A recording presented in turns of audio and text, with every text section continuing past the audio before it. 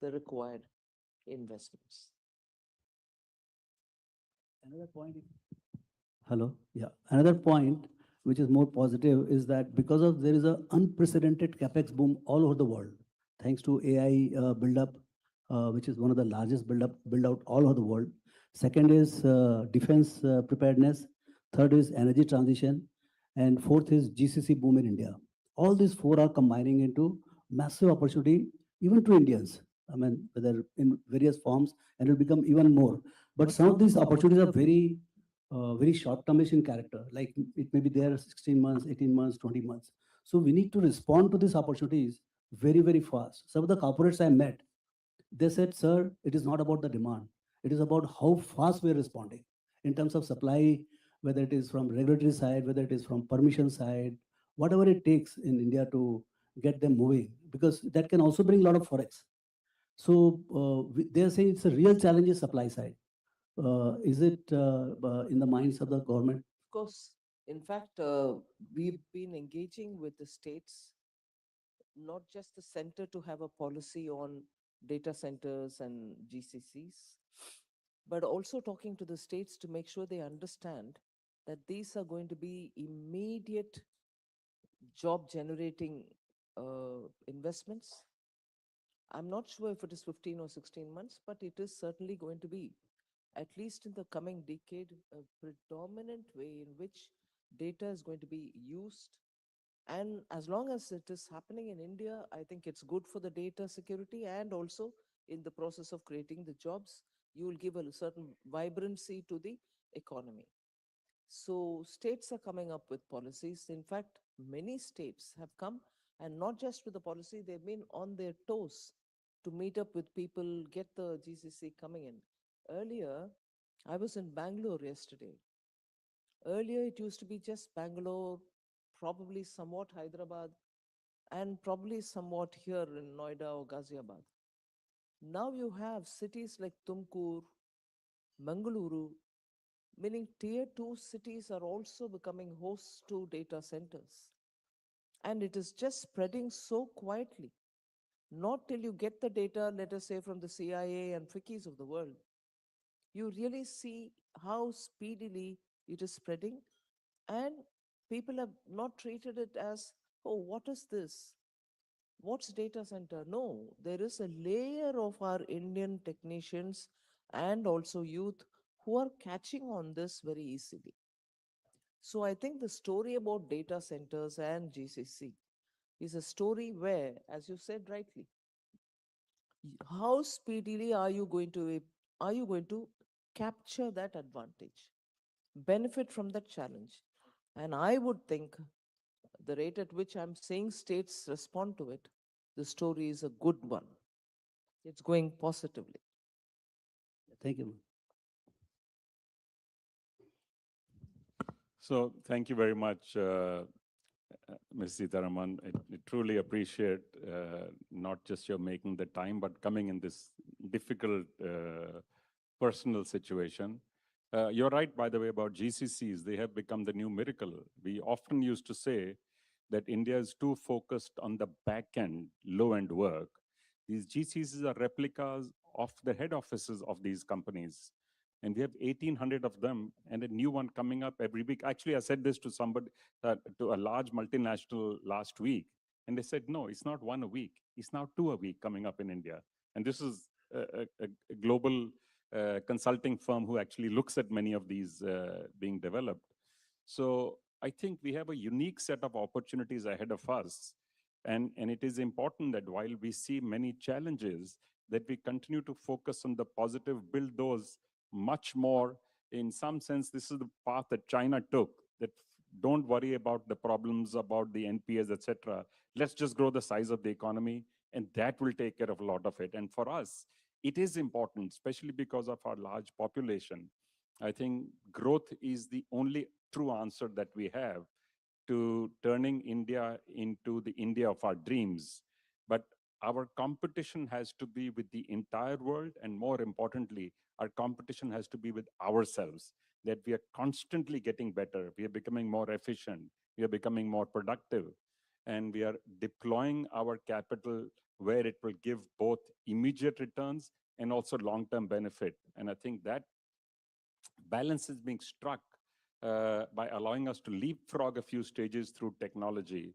And it's a delight that the Prime Minister yesterday had 400 startups in France from India with President Macron present. So I think this is now getting recognized globally, and our building bridges with the world, signing FTAs, starting more trade agreements, uh, building financial bridges. You've now shared UPI with countries like Singapore. Who would have imagined this 20 years ago, that we will be sharing technologies with countries like Singapore? So that there's a clear shift taking place. And I think it is critical that while, of course, we have to address the challenges, but if we do them in this positive manner, the positive spirit, and focus more on the growth, I think we have a better chance of addressing our challenges as we go along as well. And I want to thank you for the guidance that you have been providing to the economy and to the industry, and the hand-holding that the government has done through difficult times. That's what we want. We want you to make easy regulations, get out of the way, but be available as a fallback option in times of crisis, as we have faced over repeat periods of time over the last decade, including the COVID was a complete black swan event, which nobody could have imagined, nobody could have dreamt or planned for. And you stood steadfast. You came to the support of the economy and the industry and the people, and you didn't get swayed even by our own request to give the amount of support we were giving, and India came out better for it compared to many other countries. So big thank you for what you do every day for India, and a big thank you for being our chief guest today and setting the tone for the rest of the day. We have a very hectic schedule. We've squeezed this two-day event into one day today as a response to the Prime Minister's call for conserving things, which is why you saw instead of the regular lamp, we've used LED as a lamp. So we're trying to signal to ourselves, to our entities, to people around us, that these things matter. Every little bit will make a difference, and each one of us does need to contribute. So thank you very much for coming in. Truly appreciate it. Thank you for having me. What a forward-looking session to begin the Mindmine Summit with. I would like to request Shri Sunil Kant Munjal, along with Ms. Shefali and Ms. Swati Munjal, to present small tokens of appreciation from our side to the Honorable Finance Minister and to Shri Ramdev Agarwal.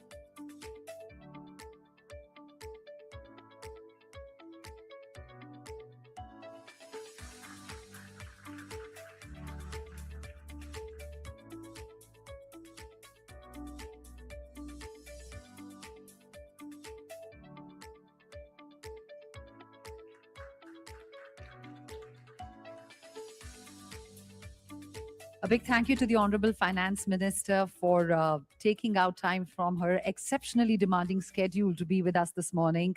I think her insights not only set the tone for the day, but has given us much to reflect on. Ladies and gentlemen, on behalf of everyone here, let's thank her for her leadership and vision. If you could please rise from your seats and extend a warm round of applause towards her as she exits the venue, and we bid farewell to her. And a big thank you to Shri Ramdev Agarwal as well for sharing his perspectives on the session today.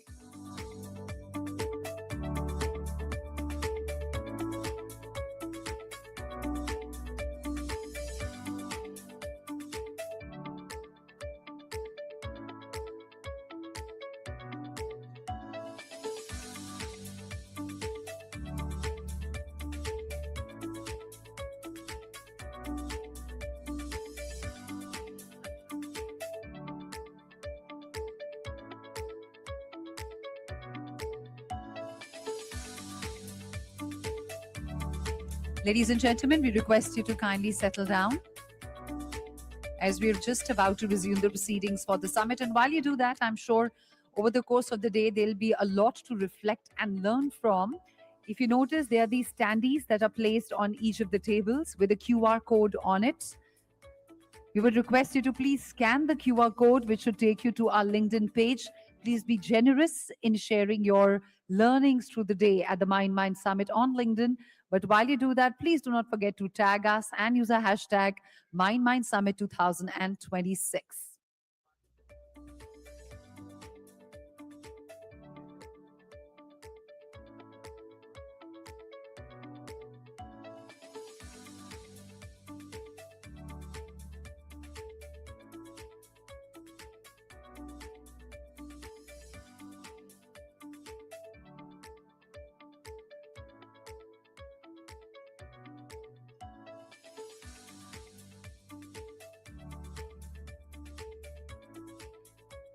We have Sri Sunil Kant Munjal back with us here. We had to cut the session out because the finance minister had to leave to attend to some pressing commitments.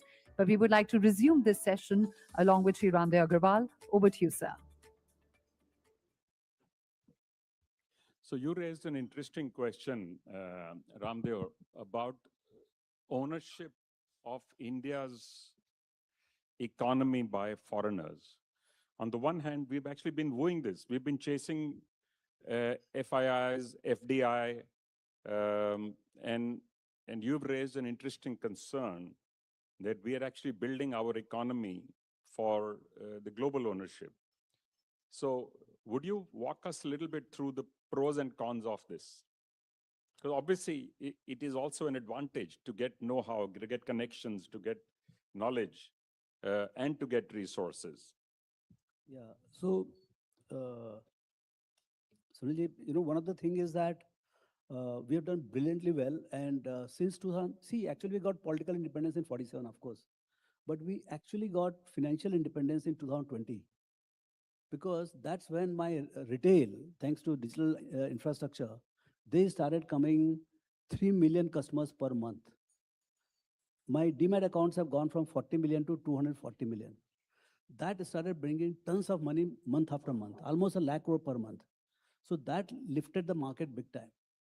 And that lifting of the market did a lot of good to all of us, but it also did good to the foreigners. And their 250 billion dollar holding has become now 850, 900 billion. So whatever they sell, their holding actually keeps growing. It's like that, mythological thing. So आप कुछ भी कितना ही बेचो लेकिन वो बढ़ते आता है वो. So now we're in that kind of thing. If we grow it, my forex is kind of not sufficient to take care of actually that. So as a country, we will be working only to service FI holding by way of dividend and by way of exit. And this kind of time when we have a lot of geopolitical concern, their exits become that pressurizes the rupee. So rupee, see, we have current account surplus in March quarter, and yet now look at the what has been the implication. I am the fastest growing economy in the world. I'm worst performing currency. My allocation in the emerging market, MSCI, has gone down from 21% to 11%. My all country allocation, MSCI, has come down from 2.5%, 3% to 1.35%. So, I mean, it's something I'm just thinking aloud how it can be. I don't have any answer for this, but Okay. it's a subject which. Let me, since you are the stock market, capital markets expert, let me bring another perspective here. We used to have the second highest savings rate in the world. Now that has gone down. But interestingly, that has gone into 2 or 3 areas, partially into consumption, partially into personal borrowings, and partially into the stock market. The SIP has almost become magical in the way it has brought funds into the mutual fund as a sector. When mutual funds get launched, often they would say, we will have a scheme with 20 stocks. But I've rarely seen one now with less than 30, 50, even 70 stocks with a long tail because of the regulations of the essential requirement to divide between large stocks, mid-size, and small stocks. Where do you think this will land up for the average Indian family who's putting monies into the stock market at this moment? Where do you see this going in the next decade or two? In fact, because my growth compulsion, we will grow. You might be seeing in last 1 year, the response to all this crisis is 16 to 17% credit growth. It's a fuel to the fire. And that's why we are booming. And you might have seen, thanks to cut in GST, all the automotive demand, which is the first line of vertical consumption, is booming. And hence, my economy is growing at about 7.5%, 8%. And every single economist is getting it wrong. The consensus was 7.3, even for fourth quarter. They've been beaten down by 3 times. And yet, even RBI economists couldn't get it because the wealth effect of the stock market is pushing the economy much faster. So I don't have any doubts in rupee terms, will do exceedingly well. I have seen 45 years of the capital market. Next 45 will be even more exciting, in rupee terms. But I really find it challenging how exactly the currency will move. So you'll feel very rich in terms of rupee, local currency, but I only hope there is no more this kind of a geopolitical, convergence of risks from all sides. If that is not going to happen, otherwise, in dollar terms, you may not feel so rich. That's my sense right now. So geopolitics has many dimensions, and we cannot wish away the way the world is currently operating. It in many ways is tearing itself apart through arguments, through fights, through wars, through commodity holdings. Technology has become another enabler for some and is excluding some. That's the other thing I think we have to factor into all of our calculations now. What would that do to our lives, to our economy, and therefore to our growth in the future? What is your view on this? Yeah, so, I mean, you grow at about 7 to 8%, 8.5% on your current base. We are at about $3,000 per capita. So we can grow at that pace and we should be very happy with that, because if it has to double from $3,000 to $6,000 per capita, it is going to take 7 to 8 years, 9 years, maybe a decade. So that journey is on. But it has taken 75 years to come to $3,000 per capita, but it will take anywhere between 8 to 10 years to go to from 3,000 to 6,000. It's a massive buildup of wealth. And thanks to this internet technology, digital technology, it's not democratic. It's very, very consolidating. The winner takes it all. So we'll see emergence of multi-billion-dollar corporations and individuals who will win in very big. Maybe not in terms of trillions. Maybe it is some more time away for Indians, but getting 100, $200 billion empires by an individual will be very much in offing in next 5, 6 years. So I think it's a very and we have been tested for the worst of the geopolitical crisis also just now. So we are becoming more resilient thanks to our domestic flow. And another point I would like to say, in last 20 years or 25 years, the country saved about 15 to 17 trillion dollars and plowed back into economy. Next 2025 will produce 47 to 50 trillion dollars at par. I'm not counting the mark to market. So there is no dearth of capital per se. Technology might be in short supply, but per se there is no dearth of domestic savings to fuel the factories. I was actually trying to bring you to that because there's not enough understanding of how India is building India. That how much Indian capital actually is getting deployed in building out the future of India's, all the capex that is being done. The bulk of it is actually still Indian monies that are coming in. That's right. And actually we'll have ample domestic capital. We need a bit of support from world to not bring capital so much as the technology and managerial competence, which is coming through GCC. So my sense is China has taken the manufacturing by miles ahead. They have literally, not that we cannot try, we must try. But I think services side, there is nobody close by. I do $425 billion of services last year, which has almost 100% value added. whereas I do 460, $470 billion of exports, where the value added is not more than 30-40%. So in effect, we are service powerhouse, and at 95 to 100 rupees to a dollar, I don't think anybody can come close to Indian services.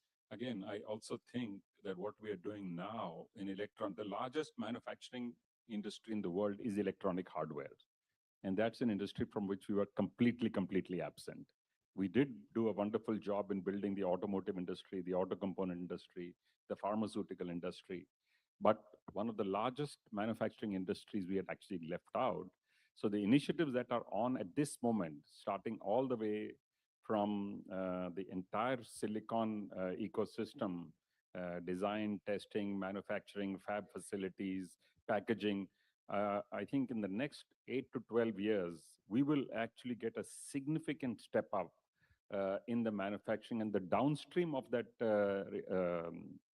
electronic hardware has a much more knock-on effect on other things we consume, everyday electronic things and things that we consume, whether they're in automotives or in white goods or in brown goods.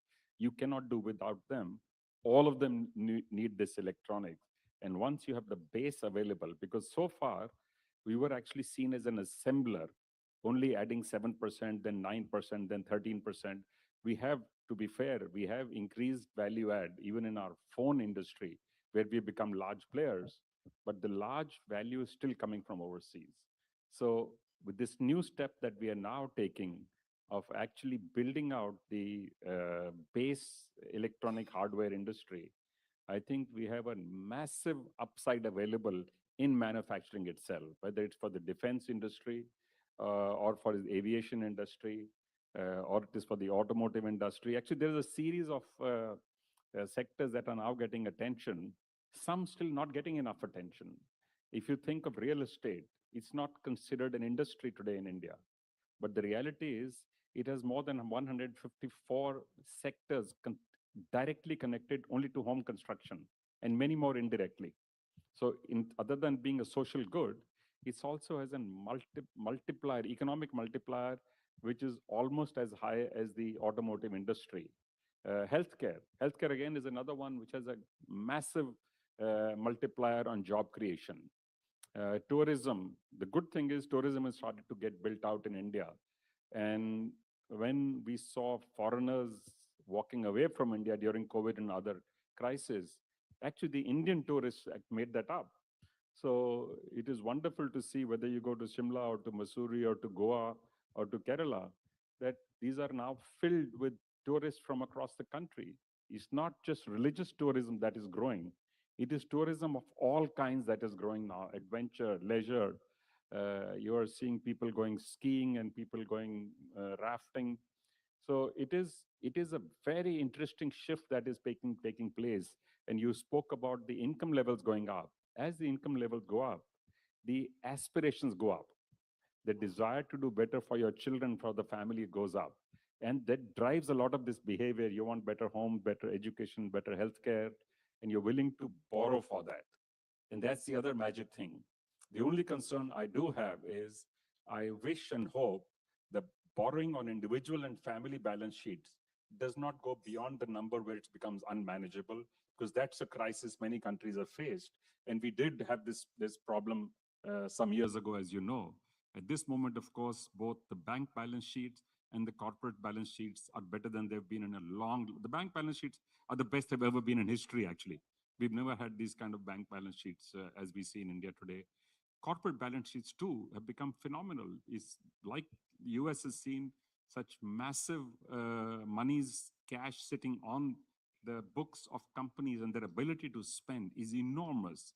So the question being asked again and again is, why is the private sector not investing the way it ought to if it has this kind of ability, both on its balance sheet and access to capital?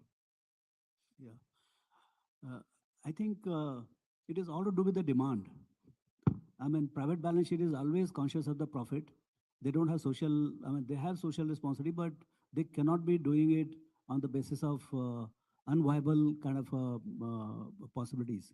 So, like if you see the after GST cut, as the demand for automotive started building up at rapid pace, every single company has announced their next plant. I mean, Maruti itself, it took maybe 40 years for them to set up 3 plants. And now they're talking about 3 plants in next 3, 4 years because they can see the jump in demand for that. So I think private sector is very simple. If you have demand, they will come and produce and they will supply. So I would not be too much concerned about private sector not coming in because we should, and that's where the credit growth of 16, 17% is extremely important. And I was thinking of asking you a question. What what 95 rupees to 100 rupees to a dollar does to the exports of services and now manufactured products? I met few guys, export oriented industry. They said, sir, now the problem is not about competitiveness. It's all about supply. I mean, he's not able to meet the demand. So have you, I mean, you are in moving in the circles. So what's your sense? So you're absolutely right. So as the rupee dollar parity changed, there was some concern because of a large import bills on energy, on defense, on electronic hardware. But at the same time, we have a large section of our economy and industry now who are exporters. They're actually delighted. You must realize, however, all of the benefit does not come to the companies because the importers are also smart. They're well informed. They will turn around and say, okay, I want you to reduce your dollar price because you are getting a higher exchange rate in your own country. But there is definitely an easier flow. The conversation becomes easier, the orders become easier. And that was a challenge only a few years ago for India, especially the crisis we faced when we had this conversation around tariffs with the US. So that has eased off. So it certainly added some incentive and growth momentum. The only two other points I'd like to bring up, because I see we have a minute and a half left, is one is as India and Indians are getting wealthier, I think philanthropy, large organized giving is the other thing that we have to get better at. Individually, Indians have always been giving, but large organized giving is a new phenomena only of the last 10 to 20 years in India, as Indians have become very wealthy, both corporate and personal. I think it is a need for us to incentivize it as many other countries have done. There needs to be a tax break to encourage people because this is supplementing the efforts that the government makes. These go into areas like education and healthcare and clean drinking water and crafts and arts. And the second is, in the last word I used, there is a large section of the population in rural India, which is, while it's working alongside the farms, but they have artisanal skills coming down from centuries. We need to figure out a way to turn that into a full economy, to revive them, to contemporize them, to skill them, to connect them to markets, to give them safe manufacturing practices, teach them how packaging is done, how business is done. And the potential there is to create over 100 million new sustainable economic opportunities. And that's an area we've not looked at all. It is as powerful, if not more, than almost any industry sector that's available to us today. So we have an India that is growing. We also have latent potential in India, which can grow. So I'm a great optimist on this country. I think we have an amazing future ahead of us. We have not taken care of all of our challenges yet. Poverty still continues to be the biggest challenge in this country. The extreme differences that are taking place between the top and the bottom of the economic ladder, and the availability and visibility of information which gets people upset and angry. And I think that is what we need to address very quickly as we go out and build India's economy to be one of the leading economies and to build India to the nation of our dreams. Thank you, ladies and gentlemen. Thank you very much for coming in for the morning session. I do want to offer a special thanks to the FM. As she said, this is the 4th time she is actually coming for the Mindmine Summit. And Ramdev Agarwal, thank you very much for being here. Thank you. You are truly a respected voice from the capital markets of India. People look at you for ideas. People look at you for stability because you have demonstrated stable ideas for a very, very long time. Thank you very much. Thank you.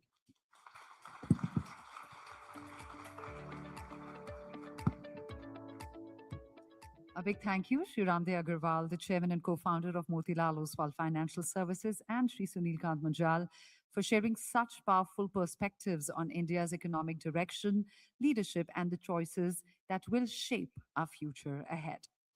Up next, ladies and gentlemen, we are ready to get set and get into another important conversation. In today's global landscape, questions of sovereignty, security, diplomacy, and economic resilience have become more important than ever. Our next session is titled The New Geopolitics Reimagining the Sovereign Nation. And to take this forward, ladies and gentlemen, please, with a very warm round of applause, let's welcome onto the stage someone who brings valuable international perspective on diplomacy, global partnerships, and the evolving geopolitical landscape. Let's welcome the ambassador of Italy to India, His Excellency Antonio Enrico Bartoli.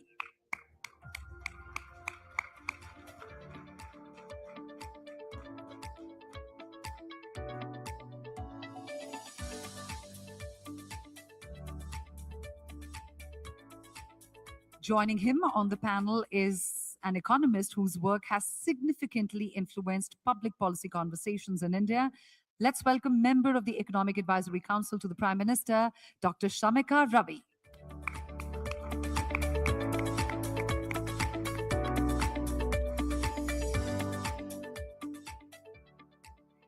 And to get the best out of this conversation, ladies and gentlemen, please keep the applause going as we welcome onto the stage the award-winning journalist, author, talk show host, founder, and editor-in-chief of The Print, Mr. Shekhar Gupta.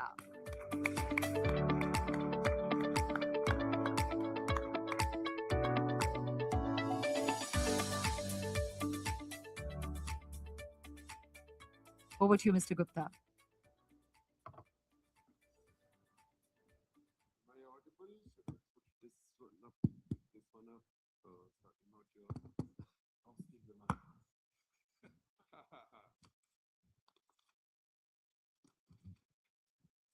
I won't steal the mic. You can drop it if you wish. You know, but drop the mic. Drop the mic moment. That will make the day for Sunil. So thank you both for being here.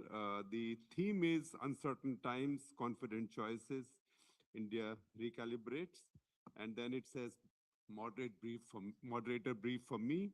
It says the new geopolitics reimagining the sovereign nation. Now, there was a time about 20 years, 25 years ago, that one of the professors I worked with and who taught me a fair bit, he said that I'm putting a ban on any paper on strategic affairs that begins with the line, since the end of the Cold War and decline of nationalism.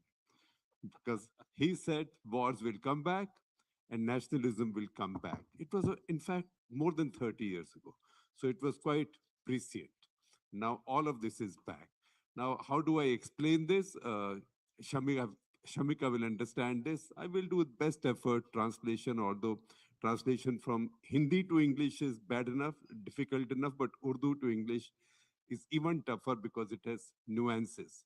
So in 1950, there was a Hindi film.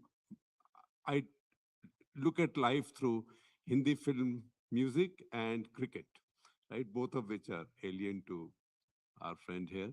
But 1950 film called Babul, which had a duet between Suraya and Talat Mahmood that said, Dunya badal gayi, meri dunya badal gayi, tukde hue jigar ke shuri dil pe chal gayi.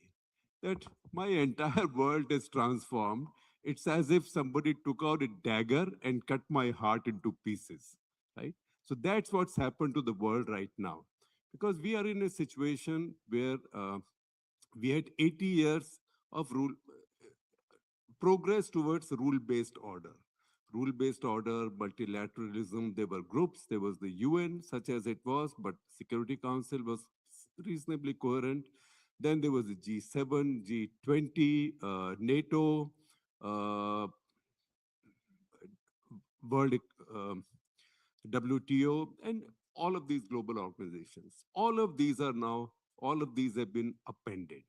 All of these have been appended. Donald Trump has decided that America is at a disadvantage when it deals with a group. It may be EU, it may be NATO, it may be G7, anybody. But when America deals with other countries one-on-one, it's that much stronger. So it will only deal with other countries bilaterally. And in that process, all of Africa, most of Africa, barring South Africa, where Elon Musk is involved, and, and most of Asia then gets completely ignored. Now, in this world, let me start with you, Ambassador Antonio. Italy, this is the middle of Europe. You have concerns and insecurities. Do you feel friendless? And if so, what is the new search now? How do you, no country lets things drift, least of all Italy. So how do you look at this world, and where does the sovereign state rediscover itself? This sovereign state being Italy in your case. Thank you. There is no doubt that we are living uncertain times, but I think you cannot build without being an optimist. And I think that challenges are also opportunities. The Western world is not a monolith. And the last moves of the American administration have demonstrated that. But there is a positive side in it, because it's if you want, I'm blunt, is a wake-up call for Europe towards what is called strategic autonomy, which means that the capacity, having the capabilities, the awareness, the tools and the resources to identify and pursue your interests without depending on anybody.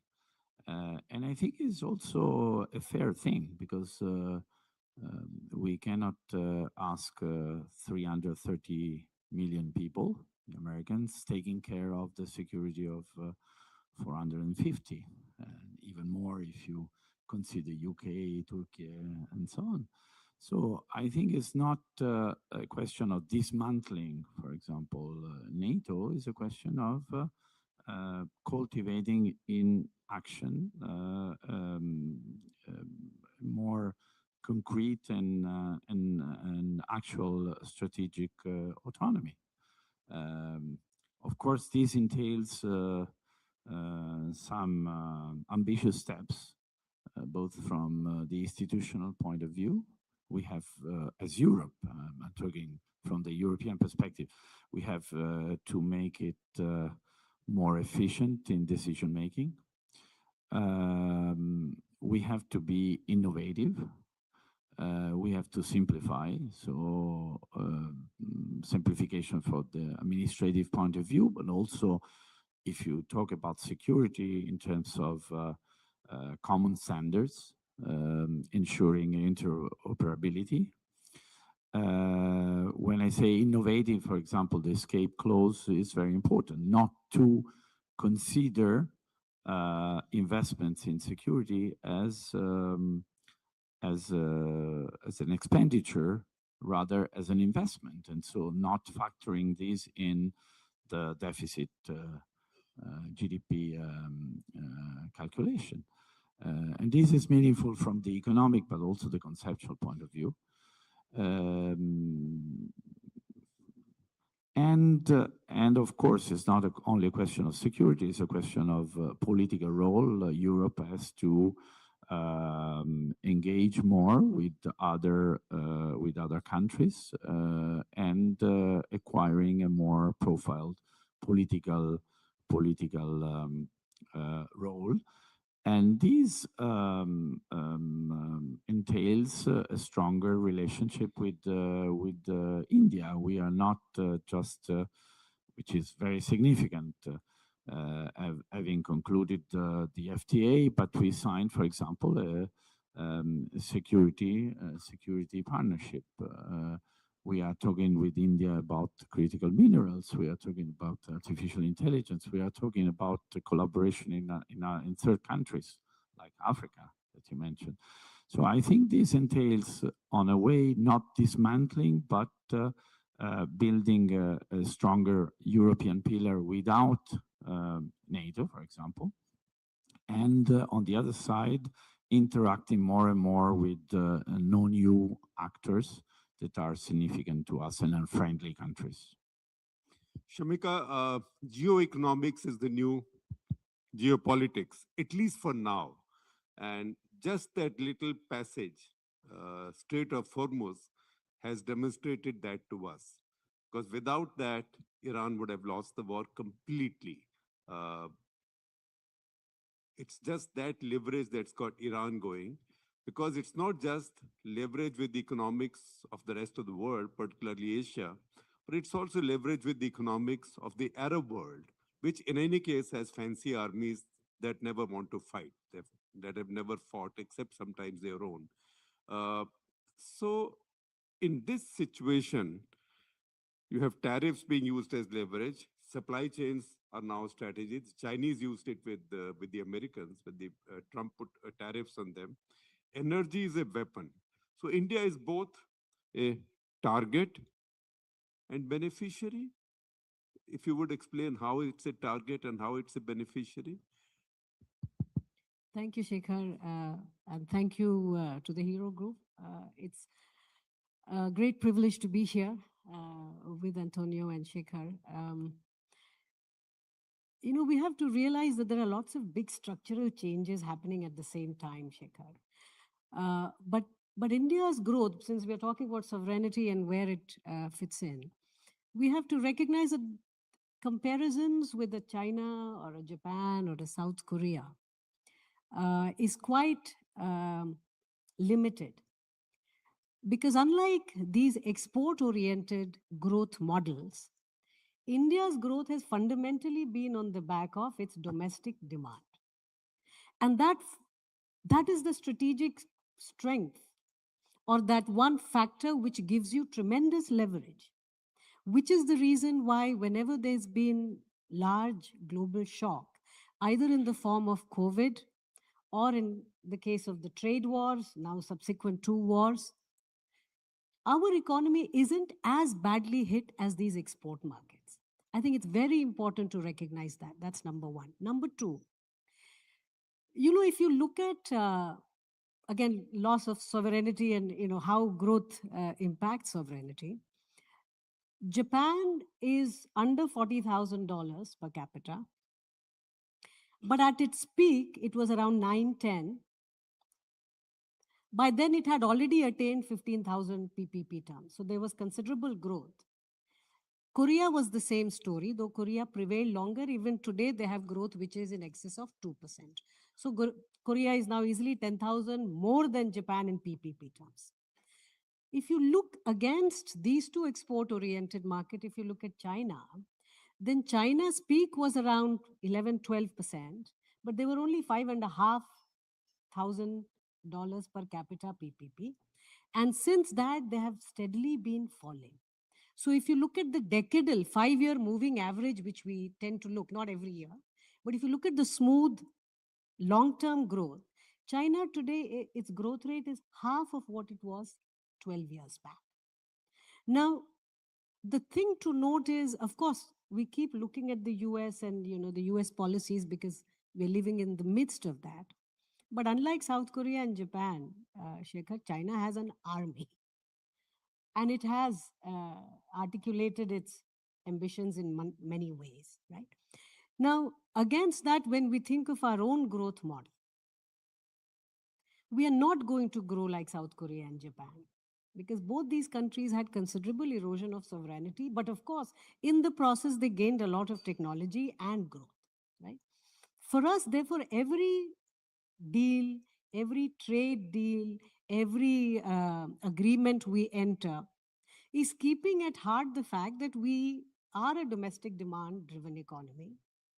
And the second is our objectives are, because we are an electoral democracy, loud, there are some objectives which take precedence. Number one, reducing poverty. And I think it's important to recognize, Sunil is not here, but he mentioned poverty is our topmost priority today. It is, but please recognize we had 30% poverty rate 12 years back. If you look at the Rangarajan poverty line, which is moderate poverty, it's higher than $2.15 World Bank. So we had 29.5 to be precise poverty rate 12 years back. Today it is 3.9. So it's still 3.9 of 1.48 billion is still a large number, but please appreciate the relative decline on This which ensures the rights to the residents of India and to the residents of Finland. So price is a challenge. For innovation is will have to be adequately kept for making these devices available. And really the others also really without being utilized these technologies. So it's the same thing as the business models, which do not these considerations of the one, but I think they will have to say, they will have and so the India's challenge is very similar. But of course, it was comfortable to have a large domestic market, which is really hard for consumption going on. But we still have a lot more into products which are not import. And that import was on a 6 years stream. So that's the challenge. And once you have been learned, it's a challenge for everyone else. How are you doing that? Will you be sufficient? Or is it going to be patchy? That suddenly is going to be dry and suddenly is going to have thing. That's a year-long, every-year concern. But this year, going to the air window, I think we are preparing for not so going to come soon. Of course, we have enough other stocks. So it starts to be maintained, so there should be a food shortage. But for farmers, we will have impact in this year and this program will be stressed out. So I think broadly, I'm not saying everybody will don't know, but these are the challenges. And I'm not sure how much of the relation we can make. Just for that one example of fertilizer. We need the budget for the various fertilizers, but the current we are sufficiently with some ways of fertilizer so we can have this current. And we need money for it and we know. For fertilizer, we will not necessarily have that. I think it's a serious towards a better autonomy in independence for Europe. I think this is very good to pick up on their arguments. Yes, as is in other things, there is also a flip side. So I think that it's good to be more domestically true rather than export-led, but can be also weakness in the sense that if these, as happened now, translates into basically a protectionist attitude, these prevents it away from the country from developing much more, for example, manufacturing sector. And to be tempted to rely too much on big guys, both internally and externally. So big guys, big corporations. While I think that the India needs more and more inclusive growth and slow development of an actual across small and medium enterprises. Because the economy is not if you have growth, of course, it grows, but if it grows enough to absorb the offer of labor. And I think that this move towards free trade agreements is being WTO it's in many ways a very positive move also in this direction, because I think that trade is also a big driver for investments. Otherwise, the investments will simply go elsewhere. And these revamps also system like ours, that the Italian economic systems make 90% of small and medium enterprises. And so by being encouraged to trade, they can think of investing more. While on the opposite side, if they are prevented from knowing this market, knowing the partners, testing the waters, they will be induced to all housing countries that are less complicated. And as we follow up before these strategic partnerships, besides community and besides the what I might call as a mashup, what do they lead to? Because so far it doesn't look like that when chips are down, everybody speaks for everybody. We haven't seen anybody speak for India very much over the last couple of years. Because everybody seems so scared of Trump right now that nobody wants to take any chances. I'm less pessimistic in the sense that I truly believe that is in terms strategic is very much used. But I do think that that's what I wanted you to come to. yeah, in India, Europe, India, Italy, like other European countries, is a truly strategic partnership. I appreciate and I'm glad of tough diplomacy and melody. Hashtag is very successful. Of course, it's good insofar there is something behind of this. And I think there is. It's good to have a personal chemistry between the prime ministers, which is very important in every politics. But it's important that these smash money actually converge.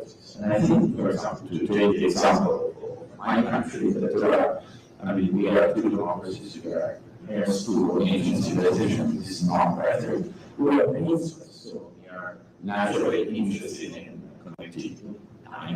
For example, is actually the reedition of what existed 2,000 years ago at the time of Emperor Augustus. It was thanks to the monsoon, there was thriving trade between Rome and India.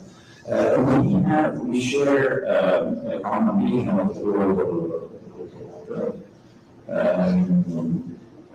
Talking about manufacturing, you want to develop manufacturing. We are the second largest industrial powerhouse in Europe. So you see that the convergences are objective. So I think that it's not temporary or episodical. All positive. Shabita, you talked about this because in the market, it's true. Because we have all these unbuilt hospitals, unbuilt municipalities, unbuilt highways, unbuilt railways, unbuilt airports, frankly, also unbuilt tanks and fighter aircraft and subways. India has a lot to build. But underneath all this is also balance of trade, capital account. For that, we need a lot of organizations to come in. We carry a big deficit, that goods, enormous deficit, partly made up for by services, which somehow in the popular discourse right now being demonized as if it doesn't matter, which I'm sure you will agree is not right, because it's not one or the other, but also our ability to attract capital. That has suffered in the past 10 years, and I know some corrections are being carried out now. How soon can these corrections start showing impact?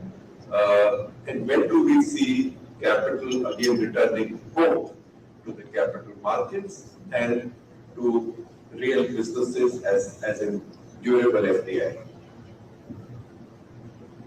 So before I take your question, a response to Antonio in terms of the protection. You know, there are different kinds of protection.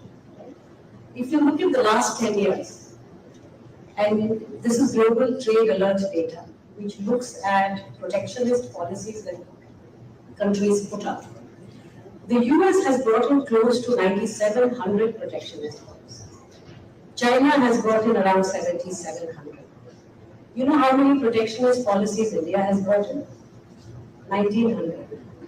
That's number one. Number two, simultaneously, while you put protectionist policy, you're also doing trade liberalizing policies. And there India has, perhaps because we have a lot more to do, has outdone all other major, let's say, 10 economies in trade liberalizing policy. Now, why is it that we still believe that Indian policies are largely protectionist? It's because the nature of the protection is very different in the US and in China. They do it in the form of export subsidies. They do it in the form of early fixed costs, where they're paying a lot of, the government is giving a lot of support. In our case, a disproportionately large number of those 1,900 policies, almost 27% of that, is tariff, which is visible and which is easy for people to catch and think and build a tariff. All non-tariff barriers. Yes. But also non-tariff barrier. What do you think today when President Trump says forced labor? These are all wrong. But those are the QCO games which they are now talking about. Yes, but we have a person who recognizes it. So you see the view that a country is protectionist while the other countries are advocates of free trade. Shekhar, we have 80 years of rule of law. Sorry, it was 80 years of rule by law. Where when the law was continued, you used it, and otherwise you looked away. I mean, we see what happened with the WTO. We see 25 years. Now, of course, the chickens are coming home to roost, so we are talking different language. Please let's not forget history. And if we're all, old enough to remember, last 7 years what has happened in trade, particularly in the guise of free trade. Now, to your questions of regarding what are we doing to get capital back? Now, it's very important to understand that the current shrill public debate around net FDI. When it's net FDI, so there are multiple components to it. The inflow, Shekhar, if you look, is steadily rising. In fact, today, the inflow into India is at an all-time high. But so is the outflow, which is why your debt is low. Actually, do you want to restrict outflow? No, you do not. It has taken us 25 years of reforms to get to a stage where we are saying we make money, and if you want to repatriate, that's okay. At the same time, if Indian industry wants to acquire technology outside, that's okay too. So to think that Indian industry buying outside, which shows in your outflow, is a loss of capital. I think it's a really quick way to do it. When the economy matures, this is exactly what happens. The net FDI is going to peter down because you're also going to see Indian industry go up. Which I think is great in current situation where acquiring technology outside is perhaps one of the best ways to do technology. Because our R&D is still pretty low. And so these are like really for, and we support that. Now, but we also have to recognize that everyone knows better than me. That there are structural issues there. We are still, which is why the gorilla in the room, we have to acknowledge it. We need to doing business because manufacturing, a lot of these capital flows, particularly FDIs, are impacted by ease of doing business. In ease of doing business, for the last 10 years, we have gone from 162 to 47. In ease of contract enforcement, we remain at 160. So now we are also realizing the fact that it's impossible to get a contract enforced. So if it does, then we figure out a way out. So these are the kind of inefficiencies. Now again, most people are trying to get to is judicial reform, the kind of delays. A recent study we did estimated that the delay and the cost to real estate projects, because there was also talk of real estate, is close to 40% on account of litigation. You see, these are the structural realities which are the real constraints to our 6.5, 7.5. Why are we not getting beyond that? I think those are the areas of this sector. Yeah, I think contact enforcement is important, but I will break the rule a little bit, and I will, if anybody has questions, I will take about 2 questions from the audience. If you do have one, please raise your hand and say who is the address. But that's optional. I will not come to somebody and say, ask you a question. So if you have any questions, please raise your hand. I will come to you. Do you have any advice for India? I know investors don't go to other countries for advice. But India and Italy, as you know, have a deep and diverse and complex connection. I was trying to hint at that without more energy, without capacity to grow, and to reduce poverty and to make a lot of headways, even in the technological domain. I understand the argument, actually. I don't think we can defeat India as a champion of free trade, frankly speaking, and that's why we welcome with great satisfaction, for example, the long-standing negotiation has been concluded with Europe and the other countries towards liberalization. And that was exactly what I was trying to say. Of course, for the country, I mean, if you have Google, if you have Amazon, of course, they will, if you have Apple, they will come anyway because they know that they are going to sell their iPhones or deliver their goods. But if you have the structure of it, the small and medium enterprises, the small and medium enterprises want to sell before investing because only if they sell goods and they find the market interesting, they will be induced to establish joint venture productive facility. We have almost 1,000 companies operating in India. Half of them have productive facilities, but there could be many more if the market could be offering more. And I think this would be and will be one of the very positive effects of the free trade agreement. We will also entail new investments. The kind of investments that, in my opinion, India needs to make this growth, of course, inclusive. It's good to say we are the fifth, we are the sixth, we are the fourth, will be that then if you divide by 1.4, the per capita income is still there. So to make it more inclusive, I think we need not only the big guys, we need small and medium enterprises, and that's why Italy fits in, because I think we have industrial capacity, we have the structure of small and medium enterprises, and the technological know-how to partner with defense, for example. This is a great example. We signed, we adopted, that was announced by the Prime Minister roadmap to design and build together. For you, is an advantage. For us, it's a big advantage because we can do it bigger, faster, and cheaper.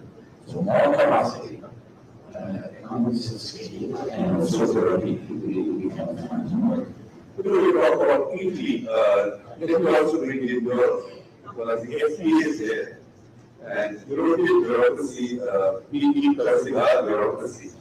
But our bureaucracy is a walk in the park compared to your bureaucracy. You destroyed one free trade agreement just the other day.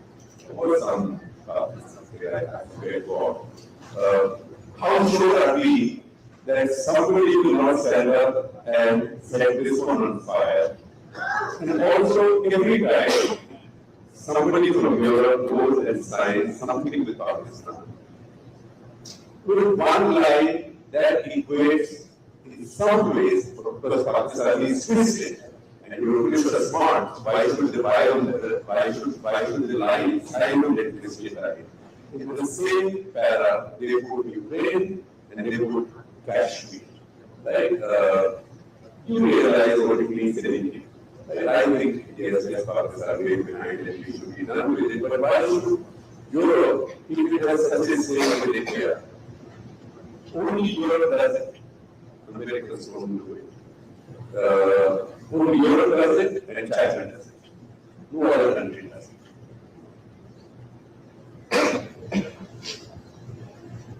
It's true. I would like to remind you that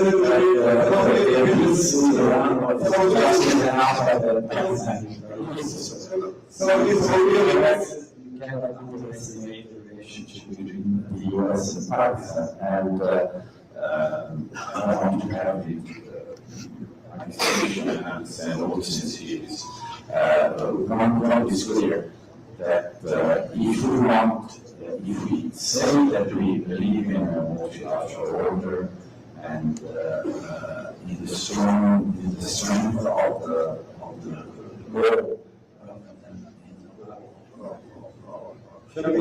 strong law, if we define that in each occasion there is a plus. For example, in the Russia case, was an evident crisis. In the case of Kashmir, no, that's the point. You cannot figure out, you cannot pretend our state stands on. I think the issue is only the reference in this issue. It's the mention in the same reference. Ukraine should be settled, Kashmir should find a solution. It's not a good bring in India. Shabila, in this crisis-driven world, are there opportunities? We are only talking about crisis. Are there opportunities? I think the biggest that we have is our population, young population. Europe does the right thing, having exhausted all that options, and I think eventually aging, I think aging is one of the real problems that most OECD nations are facing. But I think that is one opportunity for us because we do envisage India becoming a human resource capital. It's not just in terms of engineers and doctors, but increasingly in terms of the entire value chain. And for us, it is great because many of our state economies, for instance, if you look at Kerala, Kerala is a very large part of Kerala's GNP is on account of remittances. Similarly, it also Bihar, it is the youngest state and its GNP is significantly larger than the GDP because a lot of Biharis migrate to work outside. And all of that gets reflected in consumption back home. And eventually, growth is about having a better quality of life. So I think our young people, we just have to prepare and continue with this skilling mission, which is one of the structural impediments we have to overcome. That we do have an enormous shortage of skilled manpower. And the demand therefore exceeds the supply. Because almost all our industry surveys tell us that industries are repeatedly reporting that the constraint to their expansion growth is not capital. They're able to raise the capital, most of them are flush with cash. It's still manpower that is important. And I think human resources is a big opportunity for us.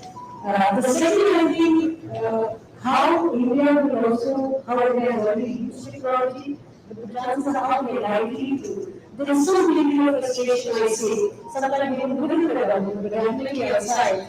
We have AI and what you alluded to in the beginning as well. But AI also has so many different layers. Almost all big applications and at scale, all of that is going to happen here. China is not the table anytime soon. Another thing to recognize that even when you look at the US domestic demand, which is what the climate had, right? We are growing, but almost 70% of the GDP sits with the government or the population. Here, it's the number, 70% private consumption. Now that itself signifies, which is again the population and the way our economy is structured. Wonderful things for the future, because you can't always preempt how this economy is almost self-sustaining in many ways. Of course, we get competitive nature of this act, but she has to be productive. We have to raise labor productivity. Those things easily measures. Let's play. But all the work I think India's weight in the global growth is only going to increase, as it has in the last 10 years. And it's largely to grant the young people. Let me make quick points. First, as an example, how articulated is this strategic partnership with Europe with we have agreements now on critical minerals, on sustainability and accessibility, on defense, on close collaboration. We are about to create a fast track corridor between India and so on, scientific how to open an innovation center in India. We have dialogue spanning from science to counterterrorism, maritime security, mobility. So it's really a 360 partnership. On AI, we need to partner also because we are democracies. For democracies, it's a little bit more difficult to develop AI in a proper way. Because for a dictatorship, they have no privacy issues. They have they can experience that on large scale without any hurdle. And that's why it's important to be partner on this. So you have an intervention or request? I do, but I don't know how much time you have left. I guess 5 minutes. Okay. Mr. Ambassador, if I may ask you a question about Europe itself, not just India, Italy. But within Europe, you ever see a time when the European countries can actually look at things in a similar fashion? At this moment, they are so uniquely different, culturally, economically, technically, that very often their views are at odds with each other rather than having a common view. And many of these things end up in Brussels, therefore, to find a common view. Is there any work being done to bring a little more commonality there? And I'm going to fire one of you as well. Sorry, I just get the word out, in rural India, we have close to 54% of the population depending directly on agriculture as a primary source of income. And that's contributing less and less to the GDP. How do we get people off agriculture? And if we do, where do we actually deploy them? Can we create a non-agri-rural economy and not have massive migration to the urban center? The urban centers themselves have their own challenges. While it's an fantastic opportunity to build them out, but that takes time. Can we create the point I mentioned about craft and argument skill more actually for this very reason? Is there a practical possibility of doing that? Two very tough questions. On Europe, I think that we need some fresh rules to make our decision-making process more effective.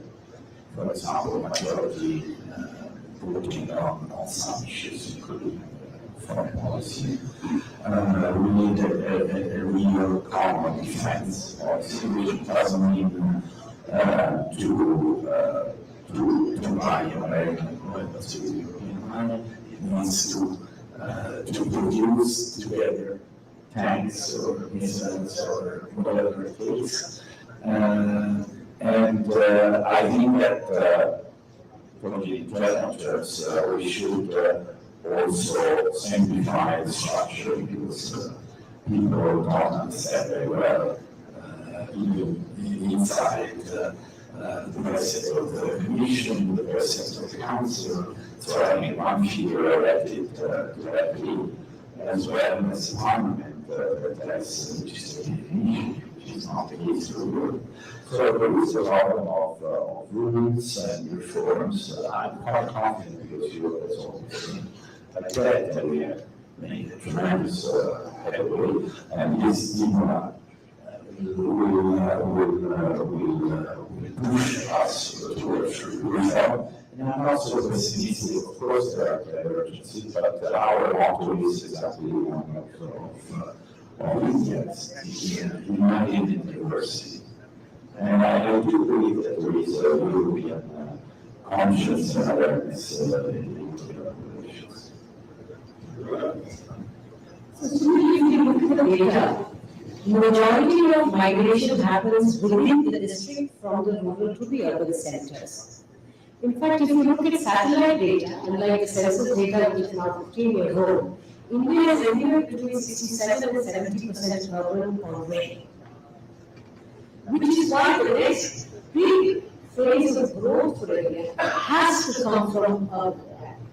It has to. And our urban centers are not all the big cities or either tier 2 or tier 3. They're really the tier 4, the peri-urban, or now what we call urban, and so on and so forth. So, the quality of life will improve, the new opportunities in terms of work and so on, will happen when we begin to first bring about all of these reforms which are linked to the urbanization. In some ways, it started with the announcement of the urban fund, which is a black hole. Of course, that is just finance part of it, and that is not enough. Eventually, one structural constraint right now that we have to overcome is the fact that many areas want to remain franchise. Because National Rural Urban Guarantee Scheme, National Rural Livelihood Mission, National Rural, there are just so many schemes focused on rural areas that loss of the rural tag is seen as a loss of power and wealth and so on. In fact, most of you who have been sitting in NCR, the city, the city of Gurgaon, was being governed by panchayats until 2008. And you know what had happened in 2008, Gurgaon was already a city. But the administration was still panchayats. That's the kind of dissonance we live with. And I think instead of making rural areas better, we really have to put all our energy into making our cities and everything that we call urban today just better. Solid waste management, water supply, gas, allowing cleaner energy, better housing. India has one of the flattest cities. It's very, our average is less than 10 meters. And if you compare with any of the other emerging markets, they're like 10 times less. Forget New York and Tokyo. So there is a lot of growth still going to happen.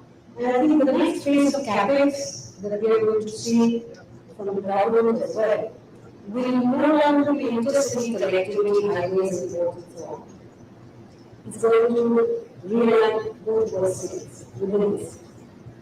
I know that we are out of time, but just two tweets. One is on these, for example, countries like Italy, where the country of reptiles, North cities, can be an interesting partner for urban services, urban planning, quality of life of new urban developments. And second, you are the flag bearer of Global South. We should collaborate more and more with third countries, mainly in Africa. We have, as I say, a very ambitious roadmap for Thailand with these peer-to-peer partnerships. And I think we will do much more together, and starting from water management, precision agriculture, biofuel, artificial intelligence. For example, we created a hub in Rome would like to be on AI for sustainable development. So what we do is to put our supercomputers at disposal of the African countries to multiply the use cases and to be beneficiary of exploiting the AI mission. That's fantastic. We have 3 minutes, 2 minutes 43 seconds of our time. So thank you very much.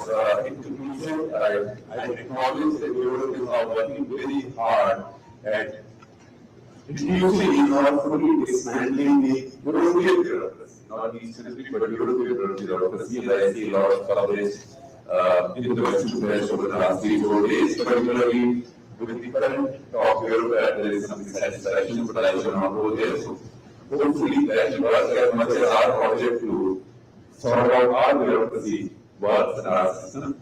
And Shakira, since you talked about moving from villages to cities, that we consider having the state and the village status, I would comment to everybody, it's all available on the internet, you will Google it, the debates between Gandhi and Ambedkar on rural and urban India, and how what a battle Ambedkar fought in the end to prevent Indian constitution from becoming a Ram Swaraj constitution.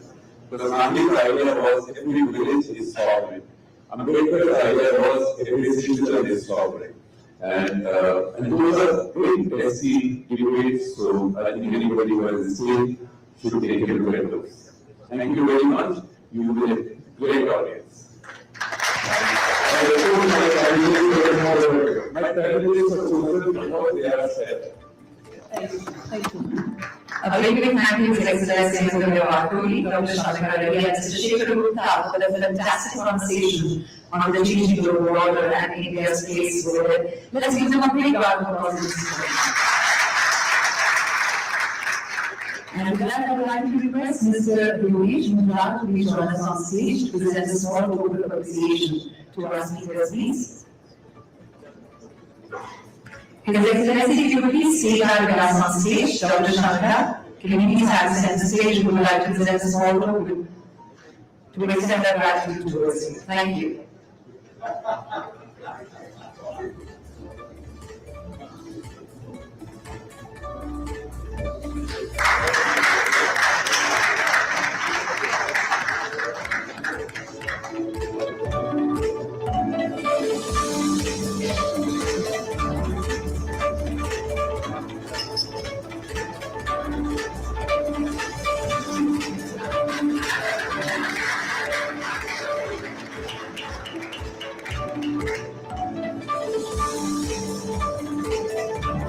And we have Mr. Shifari Mujjar also joined the stage, Mujjar, for the presentation.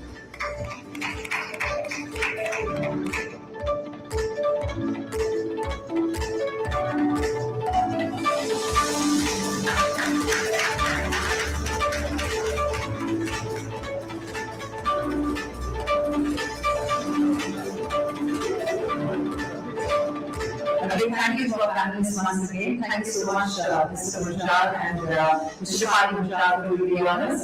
And ladies and gentlemen, we're taking a quick 10-minute coffee break, so it's time to connect with each other over coffee. But we request you to please speak back on time as we would like to stay ahead of the stadium. And also for all that is part of the agenda of the 16th Mindmine summits. The notepads that have been shared with you have QR codes on them. You can scan them and stay on the top of the proceedings of the Mindmine Summit. It's exactly 10 minutes from now.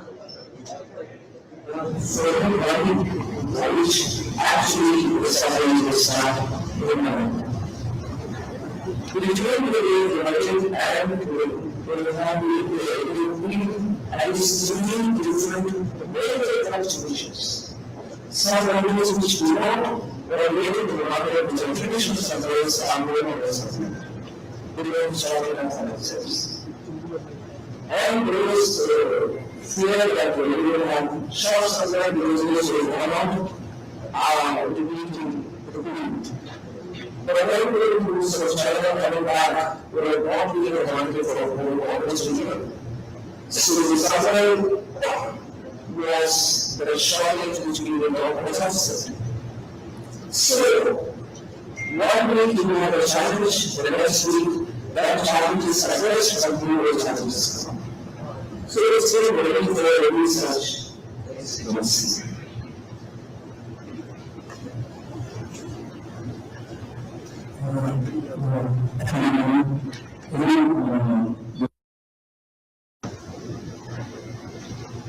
I think you answered the question yourself in a way.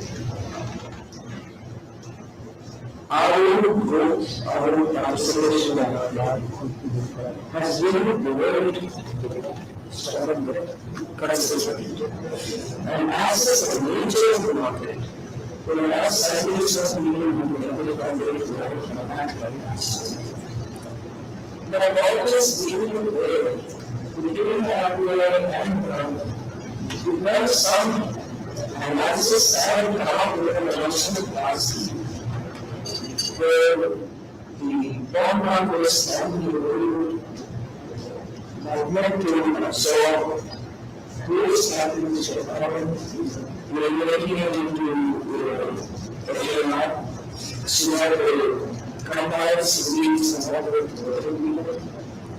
And we're creating capacity treatment, which we offer. We will create the first set of pillars, join some of the back, where we applying by the that's certainly that's not able to say we recognize and we know that we have to come in. So the fact that IBM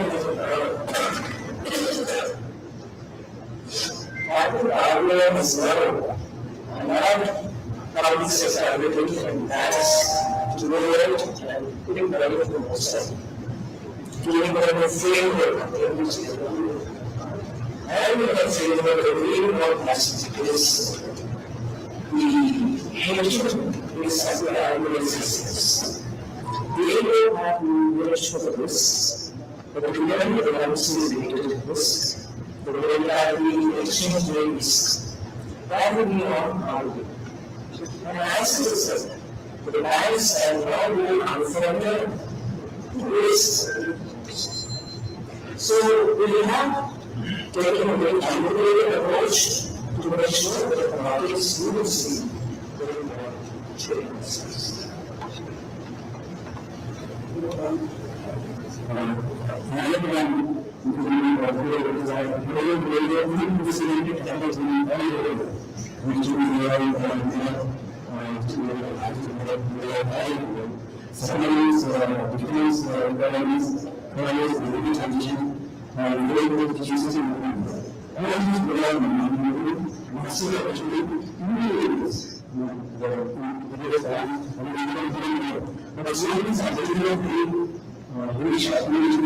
Thank you.